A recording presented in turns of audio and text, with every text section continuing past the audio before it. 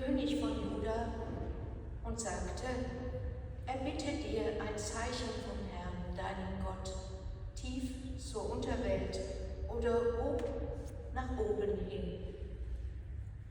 Ahas antwortete, ich werde um nichts bitten und den Herrn nicht versuchen.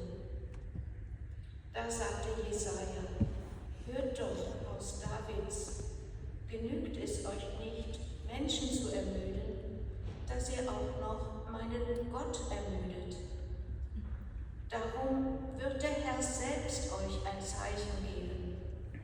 Siehe, die Jungfrau hat empfangen, sie gebiert einen Sohn und wird ihm den Namen Immanuel, Gott mit uns, geben.